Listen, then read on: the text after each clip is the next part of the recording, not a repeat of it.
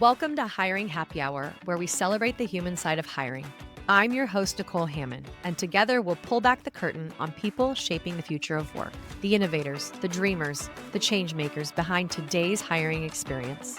These are the real stories behind the dashboards, from leaders transforming talent acquisition to the everyday moments that remind us why we love hiring in the first place, to connect people with purpose. Hiring Happy Hour is brought to you by Smart Recruiters, an SAP company, the AI-powered software for superhuman hiring, helping organizations hire faster, smarter, and more human. Hi, everybody. You notice I'm wearing a hat again, and reason for it is that this person gives me good vibes, mainly because he is a blast from the past. We knew each other before we ended up in the TA space. So small world and just so amazing to come back together for our hiring happy hour today. He is a visionary, mission-driven force in the talent acquisition world. He doesn't just fill roles, he designs and executes talent strategies that enable companies to scale faster and smarter with a builder's mindset that sets him apart from anyone else in the recruiting space. He rose the ranks at Google, maybe you've heard of him, redefining the way recruiters use data to tell their story to business leaders before leading a 160 plus person recruiting org at Dropbox, hitting headcount targets within 1%. I mean, 1% every single year. Look at you. Today, he is leading a team of recruiters from some of the most elite companies and institutions in the country, partnering with founders to build the critical teams behind some of the most important hard tech and defense companies for our time. Founder and CEO at Arsenal Pulse, Mike Moriarty. Welcome, bud. Thank you. It's so good to see you. Thanks for having me, Nicole. I mean, we have to tell everyone how we know each other because no one will believe that we ever worked in a pyramid at Long Beach State in a gym called Frogs. I know. And it's funny, I have a 1974 Volkswagen bus still, and my keychain is a Frogs keychain on the bus. It was such a just magical time in our lives with just the best people of like a similar mindset. I still talk to a bunch of folks, and it's funny because even seeing you at the conference at LinkedIn, like you walked by me and I'm like, that was Nicole. Like, what the heck? And I haven't seen you for a decade probably. And so it's kind of cool to run into people that are just so, I don't know, you were just such a cool, like important person in my life back then. And to be able to pick it up right where you left off, even though a lot of time has passed, I just think is really special. Yeah, agreed. And I think 20 plus years ago, we worked in different roles within this gym. You did sales, I was a personal trainer and spin instructor. And it's just crazy to see how far we've come. But also, like you said, we didn't skip a beat. No, it was great. And it's just like you're the same human being and just good values, high energy, wonderful human. And it was just it's so cool. And it is weird though, because I kind of followed your career on LinkedIn. You get to kind of see what people are doing and you're a force to be reckoned with. So it's just cool and grateful to kind of see it come full circle today. Oh, thank you. Good vibes. Good vibes all around. I like it. So we have gone down memory lane, but I think we want to get to the heart of what we want to talk about because transparently, I really love your perspective and it's very different and it's no BS, right? I think in an industry where real is important right now and the human part of hiring is important, you provide that. And so, Mike, I want you to share with everyone what you think of when you think of your hiring happy hour, that moment in time that you are proud of, that you feel that you've really made an impact and a difference in this industry. Yeah, I think my initial coming in this industry, much like anybody, right? We don't have some degree or certification to get in. So everyone falls into this work. And mine came with Google many moons ago. So I was very fortunate to be selected as Google was growing exponentially quick and they were hiring hundreds and hundreds of people. I was the second person Google hired under contract that did not have a technical recruiting background. I had from sales background and with some pushing from my now wife, then girlfriend, to like take this opportunity. And honestly, the goal, Nicole, was to get in and then like pivot over in the sales org, which I knew.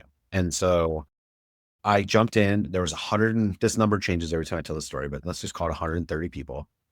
And we were staggering every month of production. And I came in and really asked some questions, having a true diverse background of sales of like, okay, the target's 3 offer extends per month, whatever it might be. It's like, okay, how many on-sites do you get an offer? How many pre-on-sites do you get an on-site? And like really reverse engineering the math. And my training from before that in sales was from a very old financial company. And they really looked at, knowing your numbers and knowing your efficiency and knowing what you can control on the top of the funnel, and then measuring and evaluating the rest of the funnel so you can basically predict your outcome. And being a commission only employee in San Francisco with this company, it's like they just ingrained it in you. And I then was like, why aren't they doing this in recruiting at Google? It's insane. So I sat on my pretty shitty couch in San Francisco in my 100 apartment and like built out this model of like, okay, here's what I think. Here's the controllables. I gamified it. So I gave each activity that I can control point values. And so just like in sales and recruiting, you can't get an offer every day. What can you do today to have a great day? And so I built it out, tinkered with it. I just used my own data at the beginning. And then I started, that first quarter, I think out of 130, keep that number, I was like 129, maybe 130th. I was last place and I was like, oh, I'm going to get fired. And then I went to the people who were at the top of the list, was like, I'm like, how do you do what you do? To walk me through it. And they were wonderful. They showed me the ropes and like helped me out. And so then every quarter after that for the next, I don't know, call it 8 to 12 quarters, I was number 2, typically number 2 or 3. I was never number 1. I'm still pissed about that. But what it showed the client, like Google, was like everyone else kind of had these spikes. How this kid consistently at the top. And so people then started coming to me like, how did you do this? And I started sharing this like method of like tracking your numbers and inputs and things like that. Was able to go to, Google leadership and share it. And this little spreadsheet I built kind of grew and it just spread. And, it really took off. And I think my ability to then help others, and other people are much smarter and better capable than I am, like they would even get to greater heights. And I think I give Google a lot of credit to where they were like, okay, leaders aren't just always the top producers, but they're people who care about the production and health and the happiness of other people. And so, Greg Garrison, who I'll give a shout out, I doubt he's listening, but if you are, you should. He's kind of on, my Mount Rushmore of talent leaders. And he was like, I always looked around and saw whose desk everyone was going to. And everyone was always going to your desk, Mike. And so I want, boom me into leadership. And then fast forward, I was able to grow, move to Austin, Texas, open the Google office. We hired 100 sourcers there in 5 weeks. What I'm proud of is like, kind of like myself, I went to the powerhouse of Cal State Long Beach. I had no recruiting background. I was just kind of a hardworking, I like to think of myself as a high moral, high ethical person. I just needed the shot, right? I just needed that opportunity. And I got it and I took it and I ran with it. And what I'm grateful for, to answer this long-winded TED talk about myself, is I love giving that opportunity to other people. And I really think if you can hire good, high moral, ethical, hardworking people, you can teach them recruiting. It's not rocket science, right? I have tried to hire top producers who care more about themselves and their own production, maybe don't have the same values that I share. And it's much harder to teach those person values than it is to teach someone what values recruiting. And so I've done that my whole career. And it's so cool now. What I'm grateful for now is I look out in the market and the leaders and the people leaders and the talent leaders across these amazing companies that are building cultures and functions and processes and workflows. I am very fortunate to have been a small part of their journey. And I know that sounds super corny, but like that is what I love. And like things I'm really, really proud of in my career. And then I found my tribe, like salespeople, if you're watching, sorry, but like it's well sharky and like, how can I maximize my money? People, if you're in the people function, you actually have to like people. And so I found my tribe of like people who are willing to work hard, but care about people. And so I was like, shit, I don't know how I found this place, but I'm not going to let it go. And I now have devoted my whole career and time to it. So I love it. I love this. I love this because I remember you as a sales rep and you were good at it, but I think you were good at it because you were people focused, right? You heard what they had to say, and then there was a negotiation tactic, but it always came out with the best intent for both the business and the individual. And I think that's something that parlays well into the TA space and recruiters. And I would argue there are a lot of recruiters with sales backgrounds that do really well. One, because of the competitiveness, but two, to your point, because they like people. Um, I find it fascinating that you focus on high ethics, morals, hard work. Tell us, as you go through this process over the years of interviewing these individuals and kind of sorting them out, what are the steps or the components that differentiate them, right? That tell you, like, all right, this person meets my, grit and the need to just excel. Yeah. I like to understand what people's journey was. So like I really start of like, how did you fall into recruiting? Tell me about your story. But I really try to dig into their mental model. Like, okay, like I got the chance to Google why there because it was Google and I wanted to get into sales. Like that was my mental model. Like I really want to understand what they were hoping to get out of an experience. What did they get out of it? What changed or informed then their next opportunity? And I like to truly understand what goes on kind of, with the hamster wheel up top. And like I dig into that. It's less about what they did and like they got 10 hires. Like what made you get 10 hires? Would anyone else get 10 hires? Like why you? And like really understand what drives them and how they make decisions, because that is ultimately what you're empowering these people to do down the road, especially if they work for you or work for the company. It's like they have the opportunity to make decisions for themselves, or they have opportunities to make decisions what's best for the company and the candidate, right? And that's a lot of what I try to dissect. I really try to understand motivation. Big thing for me. It's like what drives you, what gets you up every day. Why did you get promoted 3 times in this company? Why do you keep looking for the next thing? Where is that coming from? And I have found people that are truly honest and like they always get a little uncomfortable if it's an interview, but it's like they kind of sit in their seat, they kind of move. They're like, well, fuck, I'm just going to tell this guy my story. And I love it. And like the people that are very honest about where it came from, like their parents, they want to be an example for their family, their, whatever it is, if that reason I have found is bigger than them and it's about something that they're like just encouraging others or whatever, those people will run through a wall. And actually, the management of those people is different. You need to like, they're going to be so hard on themselves. You need to like be their cheerleader versus like anything else, right? The others, and again, there's nothing wrong. I don't just hire one, but it's good for me to understand what drives them. The other ones that are like, I just need to win because my dad was tough on me or whatever it is. It's like, okay, let's unpack that and understand what you want at this point in your life and what's enough and what's good. And I think it just helps inform me and how to best support them. Because I always say, and I'm big on this, I think you learn a lot about a leader if they say, come work for me versus come work with me. And I know that sounds like a simple word or like weird, but I think that's a really important delineation to understand about the leaders you're supporting or working with. And so I always say, listen, you don't work, I don't, you work with me. We're in this fight together in your own business this company. My job is to help you understand what do you want that business to look like? What can we automate? Where can you get better? Where are there snags? What skills do you need to help find, coordinate, track better? And how can I help you do? And I think what I have found by putting in that word once they're hired as well. And it's a lot, like 90, 120 days. You're dedicating more time than just like, here's an onboarding walk, you're 30, 60, 90. Like spend time. And that ROI is exponentially greater down the road. And so, yes, to answer your question, like I really spend a lot of time into like what drives them and what they go. And I try to unarm it as much as possible. I'm a little self-deprecating about myself. It's like, yeah, I have ADD and dyslexia. It's all good. Like, and just try to get them to feel okay. And I think it's weird for a lot of people because most places are probably not evaluating them that way. So they need to be perfect.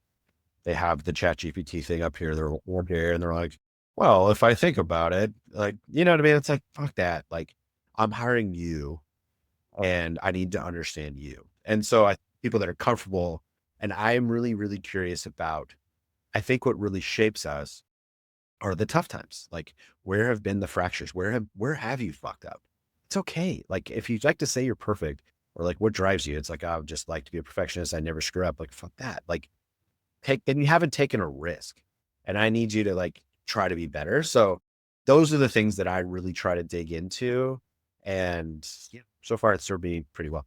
I think this is great. And for any recruiters listening, hopefully you're taking something from this or there's something that resonates with you because I feel you and I are very similar in helping people to relax during an interview, right? Not use the chat GPT in the corner, not answer the normal questions and truly get to the heart of who they are as an individual. I hate that perfectionist answer. It drives me crazy, but I will tell you early career, I totally used it as well. Well, I could see you using that because I remember your projects when you were going through your higher ed stuff. I was amazed by the work that you could do. And then you'd show up and do 2 spin classes, and then you'd sit down and hang out with us. Like you were just a machine. Some things never change. I could see that. But so candidates, I hope you're listening as well, because I think we've had a number of individuals recently on the show and they've talked about being authentic, be you. And now we're hearing it from you that's on the other side of these interviews and really trying to get out um, like almost a therapy session, right? Like be humble, put those alarms down and really just allow for yourself to be vulnerable and real and see where it leads, right? And be curious. Like I think the candidates defer too much power. And the ones that do great are the ones that are actually evaluating me just as much as I'm evaluating them. Put a lot of credit into that because they're going to dedicate more time. I'm going to hang out with them more than they're going to spend time with some of their family members right now. So it's like, what, why are you different? Not like a dick, but like walk me through your thinking when it comes to, I have a kid soccer game at 3 and then practice at 5. Like, is that something you're open to being flexible about? Or is there no, that's great. Like, I want to know that you're thinking about it and let's build that out. But if you're just like, no, I'm here 9 to 5 and I'm perfect. Fuck off there. And I think the people, and then it hopefully allows the candidate to have some more confidence too. I get that there's the right job with the right opportunity. The other thing I'll say that just came up for me is like interviewing is a muscle. So if you have an interview, take some interviews, go look in the mirror, talk to your friend who's a recruiter, do some practices because there are templates and frameworks and things and questions that you should kind of be prepared for. But if you rehearse it, fuck off. If you have a couple bullet points that you want to hit and the sticky notes behind, fine. But like you should be prepared for tell me a time wins and things like that. And if you're walking in unprepared, you haven't looked at the company, you don't know who you're talking to, you don't know the product they're selling, then you're actually not that interested, and which is fine. But just know that that's going to come across in an interview. 100%. 100%. And it's also a sales mindset too, right? Like do your discovery, do your research, be prepared to ask like the 5 whys and think through all those scenarios. So let's look at the world in the future or now, whichever way we want to look at it. AI, now and future, right? It's now. Um, where do you see all of this going? I know you have some strong thoughts on this, and I know that we all should listen because you are a very thoughtful leader in this space. But where do we see the balance? So yeah, it's here. It's weird because yeah, my Claude's talking to your Claude via email, and like our Claudes are we're the conduit between all this AI talking. The differentiation and the unique value that recruiters bring to candidates now is that conversation and how to, truly unpack the motivation things I talked about. But yes, I think in our vertical, AI has already disrupted a bunch in a good way, much like text expander. For those of you super old back in the day, some of you still use it. I don't apologize, but like it was like, you put in a keyword and it puts in the whole thing and shows you times. It was like this huge disruption, right? LinkedIn. There's always these iterations in every business, and this is just the next one. I am fully believer that there's no world that AI agents are hiring people full stop. Maybe for like some jobs or some verticals at some point. But from my experience, and I was very fortunate to work with a couple companies that have fundraised and tried to do some of this. And, fortunately or unfortunately, they weren't successful. Candidates want to talk to people, right? Now, what is AI going to be great at? To a pro and con. It knows who you are. It knows where you are. It has your information. And pretty soon the ability for us sourcers back in the day to be able to find you in your GitHub repository, write a creative email, understand how the fork you just did applies to the technology we want to hire you for was very unique and probably resonated. And that's the one you responded to. That is now everyone's ability. Everyone is now able to send you that email. So this top candidates, I think, are really going to be inundated with messaging and things like that and have more choice. I think Also on that side, I think software is going to be impacted by tools like Cursor and all these things you're seeing across the board. Hard tech, less at least at this point, but whatever. So I think the ability of a recruiter is going to be able to identify that, work with AI to find those people, and then truly try to understand when they do have the time to talk to somebody, spend a lot of time with that person and really unpack what they're doing, what they've done, what they're looking for, and how to best, help them along their journey. That is going to be the power, but you're just going to be on the phone more often. It's going to do more reach outs. It's going to get more responses. You're just more of your job is going to be that candidate alignment conversation, recruiter phone screen. I think and then your ability to do that well, unpack that in a line and stay connected is what's going to allow a recruiter today to do what a recruiter in the future can do 3x of what the recruiter today can do. And they're going to be using AI along the way to listen to the call, to automate the notes, like all of the work is gone.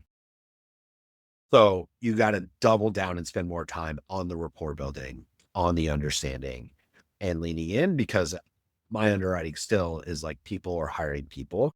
They want to know who they're working with more, or they want to know the tech stack they're working on, if they're technical, or the problem set. Compensation is still going to be part of it. Benefits, like, I've gone on a whole diatribe about this. We don't have to go here, but like, you're not just hiring the person, you're hiring their family and their spouse. So they understand how they're going to be supported in this. That's all going to be part of it. And I think there's going to be a thinning of the herd of recruiters. Again, there's no barrier to entry. And it's nothing against recruiters that aren't going to fall in this world. Like, I didn't know what an ISO was or a 409A when I worked at Google. Like, we had RCUs. Like, I didn't have to learn it to sell it. Then you go to Dropbox, like, what the fuck's an auction? I had to pay money to get money. What the hell is, then you go into venture, like, oh shit, I gotta understand cap tables and all this. And so I think the recruiters who are really going to lean into all that stuff are going to get the outcome. A lot of recruiters that just haven't had the training or ability to learn everything else, I think are just going to unfortunately have to find new careers. Yeah. Yeah, it's great to hear that the humanized part of hiring will always be there, because I think it's a testament I hear over and over again, and I love hearing it over and over again because I want it to be tried and true. I think AI will serve its purpose in certain areas, especially with efficiency, et cetera. I do think that we will see a downtake in recruiters. But I think, to your point, you bring up something that started this conversation about being the creator of your own destiny, right? Like, you went out as one of those one of 130, and created a tool or created a spreadsheet that you could use to help you. What can our recruiters do to uplevel their AI skills, right? To set them apart in this world, aside from learning the industry and the different offerings when it comes to comp, et cetera. But like, where do they start with AI? Yeah, I think I was them 6 months ago, maybe even 3 months ago. I got aggressive. My wife, who's probably listening, I love you, is accusing me of a relationship with Claude because I am vibe coding all the time. But yeah, I didn't know what a RAG database was. I didn't understand how this stuff works. And so basically I went deep most nights after the kids went down and just started building things. I was like, okay, how do I build an agent, Claude? What does that mean? And I went and understood. It's like, okay, then there's these different beta. Can I use Pinecone? Why would I use Pinecone versus Superbase? What's an MCP? And just I use the AI to train me. Gotten pretty dangerous to where I have agents running against searches and different things. And I have now invested with some people to help build us some stuff. But it's really interesting what you can do quickly to do research. Then there's an enrichment of your data. So it's like, okay, I found these people. There's these really cool tools. Clay.com is one of them. I use Apollo, which is, I guess, antiquated because it's 3 months old, which is too old in AI. But it's like, how do then I enrich the candidate's information so I can then have the right email or their LinkedIn or like their job or whatever to be able to send a better, outreach, whatever it might be. And I would say go spend time building something. Started, if you use Cloud, actually now I'm a Cloud convert like everybody else, but like start in chat, then go to co-work, then go to code and build it and understand what's going on and have it teach you along the way, have it tell you what's going on. And I think your ability to digest a JD, to market map, like if you just start there. Like work through the interview process. Like I'm about to meet with the hiring manager. How can I best understand to show up to that meeting prepared and like map everybody at the company that's a PM, build an archetype map. Like it seems like these 5 archetypes are the types of people we hire. Is which one do you think fills this role? Like just go get creative.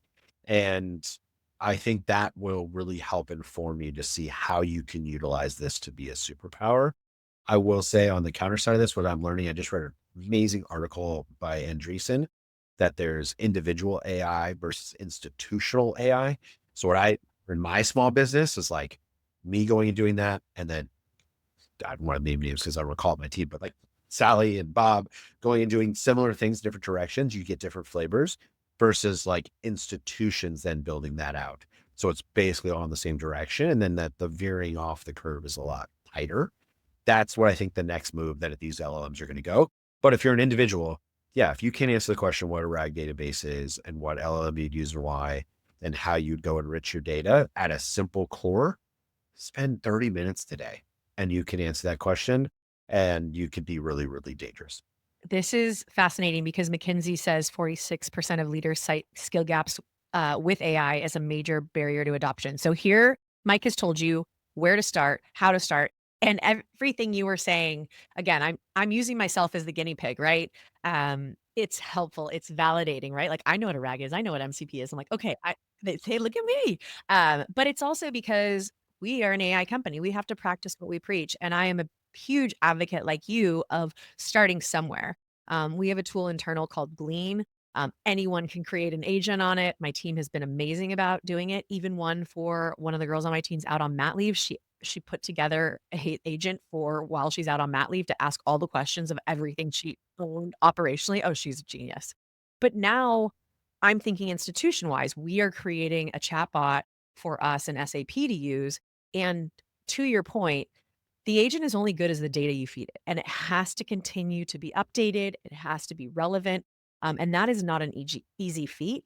But when an institution is using it, you have to ensure that you have the same central source of truth. And so that's what we're testing right now. And it's not easy. It's not easy. It's not. And so it's a big knowledge gap. But I think I looked at it as like, just to take this full circle, like the last time I felt this motivated to learn as fast as I needed to learn was when I started at Google. Like I was like, I know what Java is. You know what I mean? I'm like, I don't know what C++ is. It says on the resume, they must be able to do it. I didn't know. And I just did a ton of time and investing in conversations.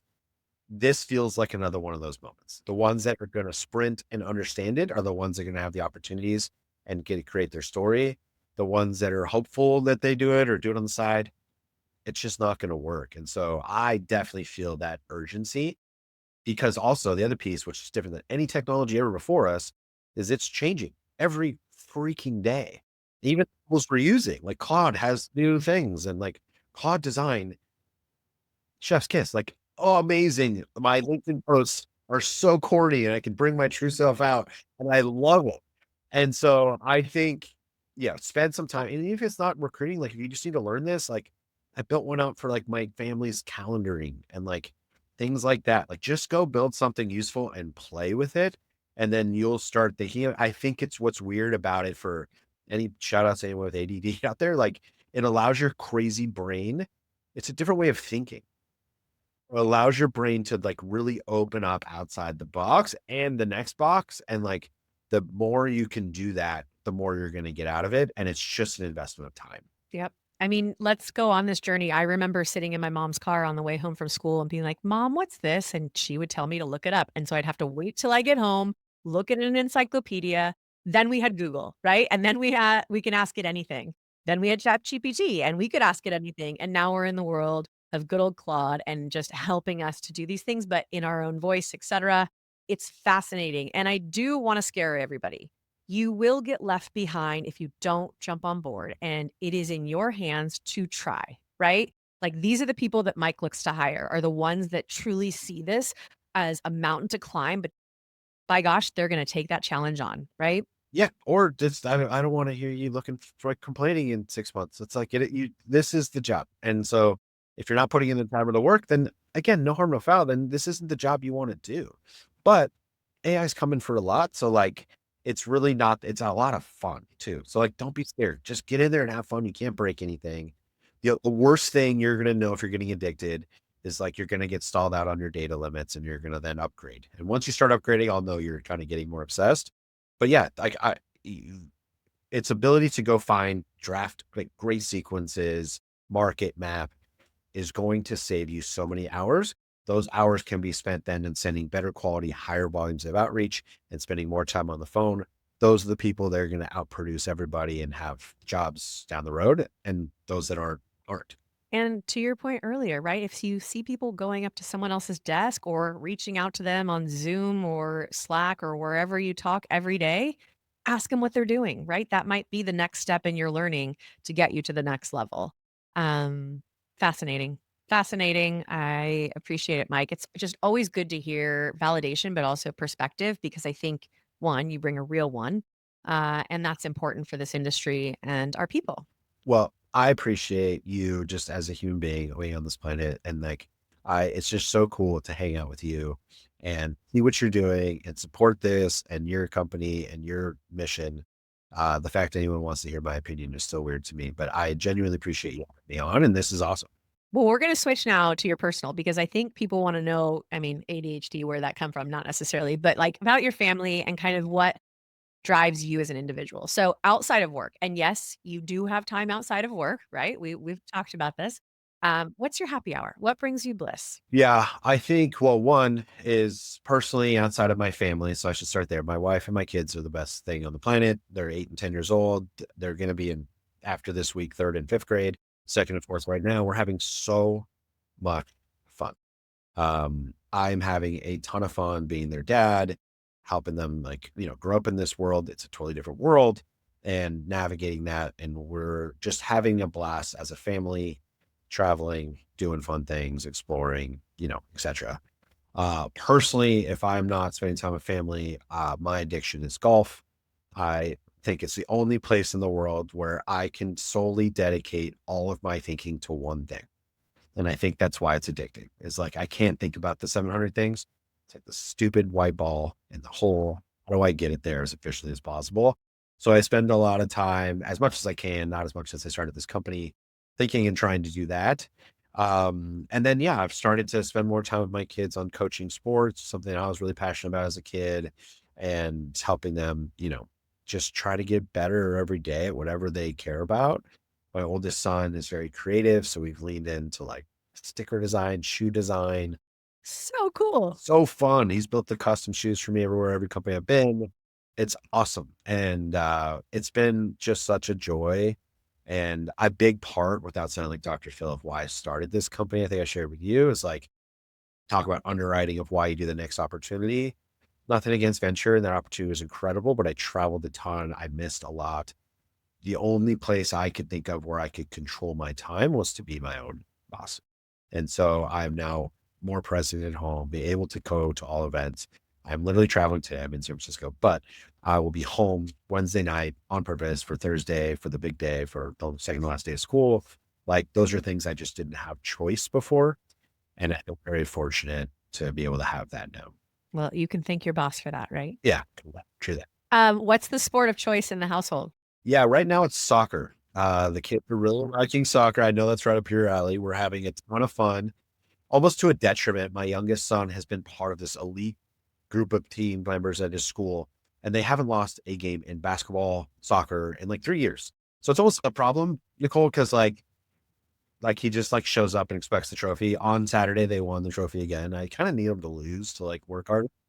So they're doing great and just killing it. And then my older son is finally starting to get into it. The school they go to mandates athletics as part of their program.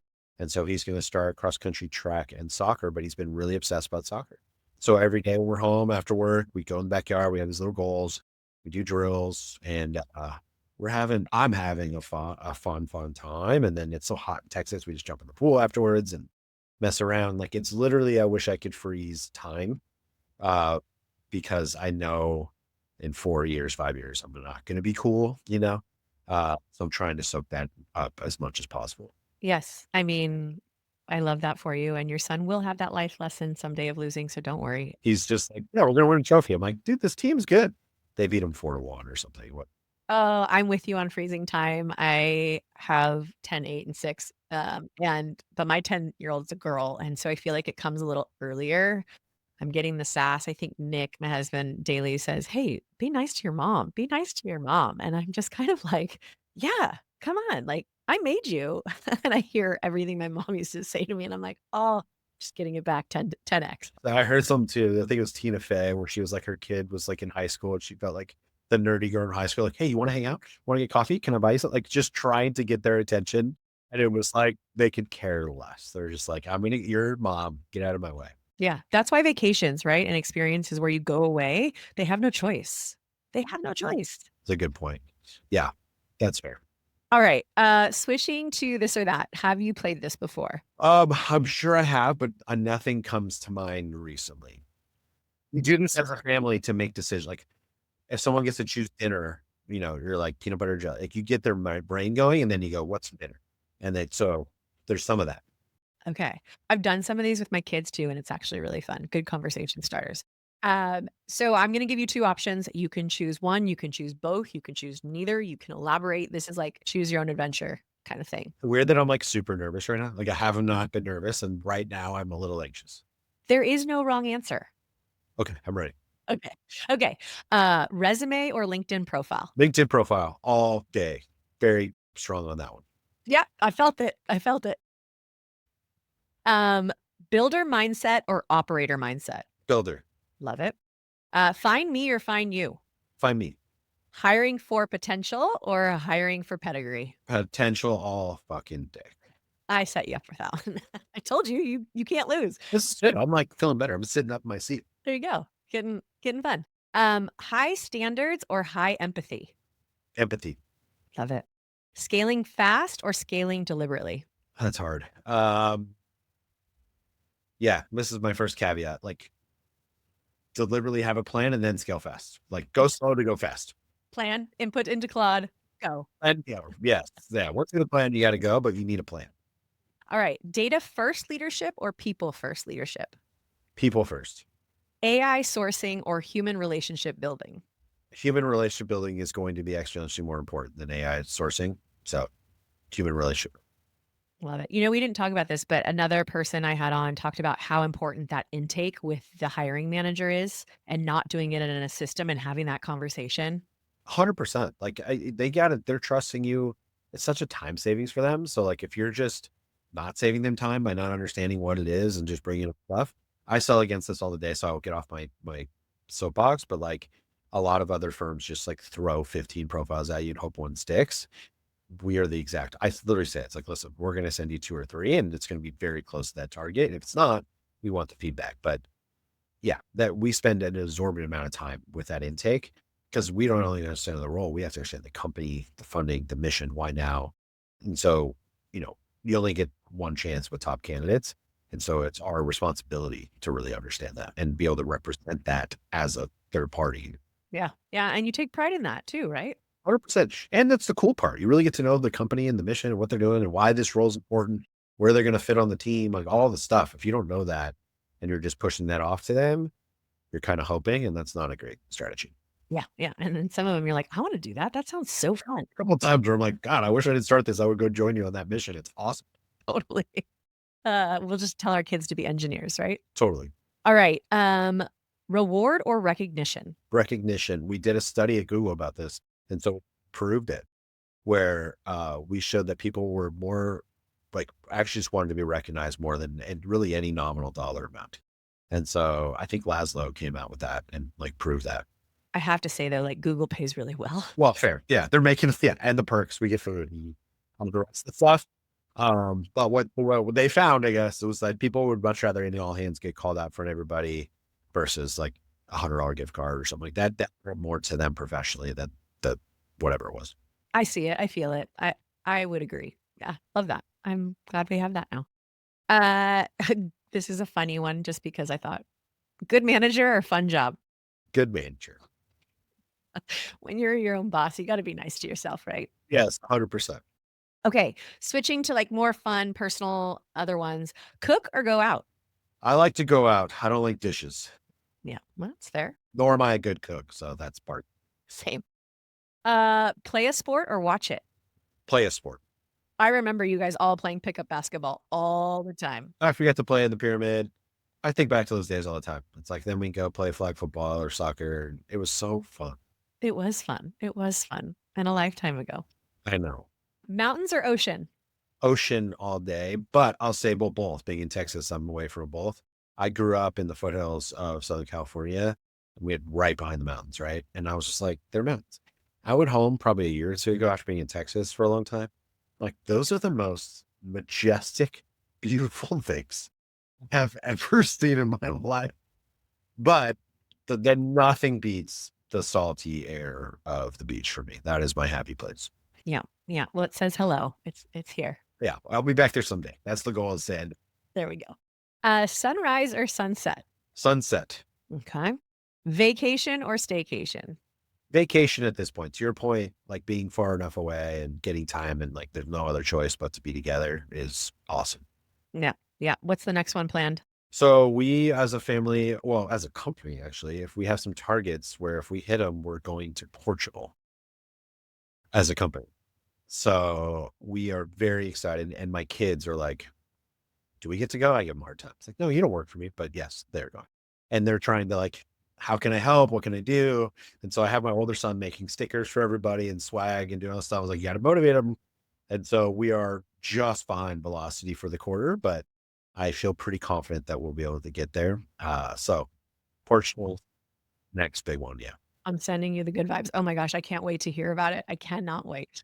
And it's like, I told them, I'm like, I got to be the dad. If we miss by one, like we're still going to do an offsite, but it's just going to be in boring Austin, Texas for everybody. So hopefully we can hit the Portugal number. But also, the greatest part about being a founder is I get to spend money on things that are awesome for everybody. You know what I mean? Like, it's like, let's just be different and go do something great. My biggest fear is to be the founder sitting in Greece, Mykonos, being like, go make me money. Fuck that. Like, I don't need my vanity metrics out there on LinkedIn. It's like, we're doing great. Let's all have a great fucking time and enjoy. The we, right? The we again. Yeah. Yeah. Sorry. That just, Nope. Loving the passion, Mike. I'm loving the passion. All right. Final one.